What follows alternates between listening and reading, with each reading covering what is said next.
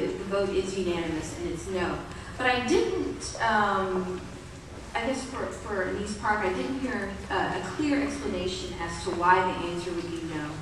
And then what I'm hearing from everybody is that in the absence of deed restrictions in citywide zoning, then citizens should have absolutely no ability to protect their neighborhoods from commercial encroachment. That's essentially what I'm getting that you're saying.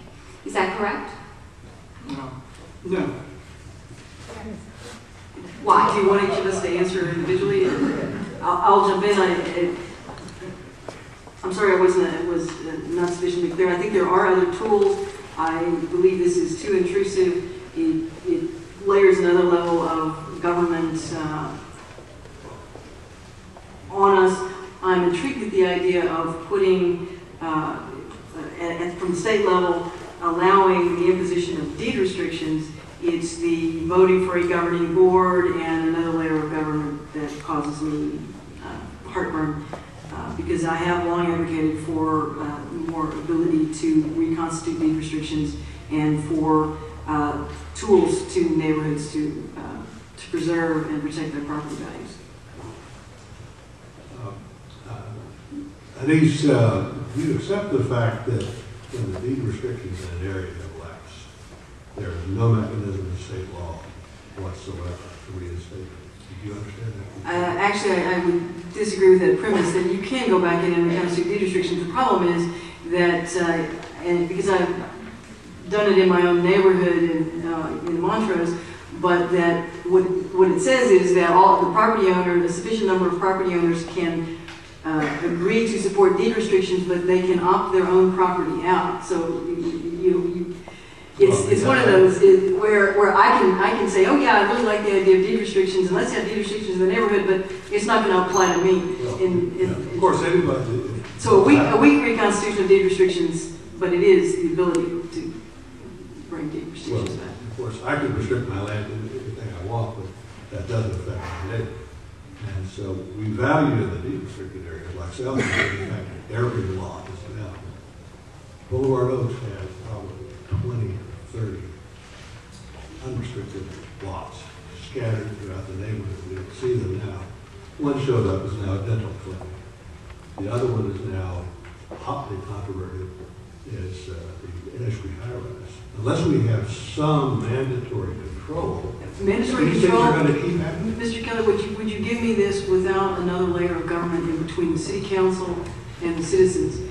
That's the part that bothers me. This is the ultimate form of democracy. Neighbors getting together and deciding they want deed restrictions, having the 90% threshold, imposing it on their fellows.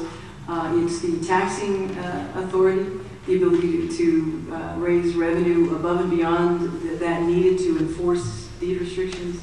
Again, it doesn't we're talking about. Excuse me. This question is for Mr. Locke. Several candidates, including yourself, have indicated that this would be another layer of government.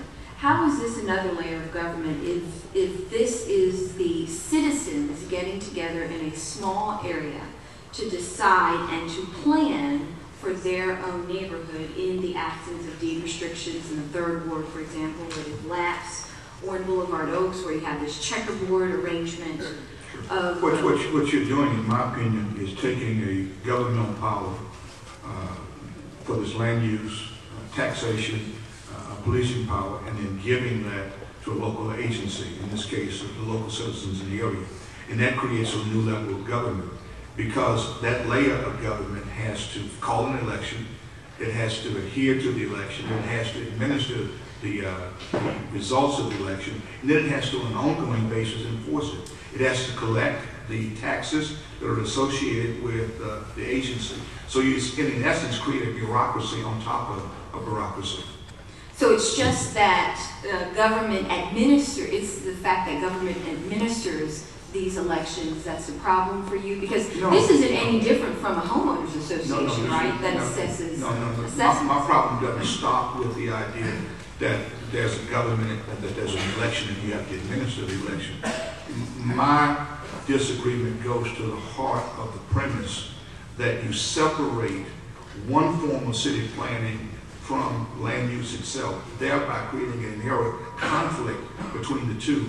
And if replicated across the city, you're going to have these little fiefdoms competing with each other to see who's going, but based on their land use, who's going to get the infrastructure, who's going to get the streets.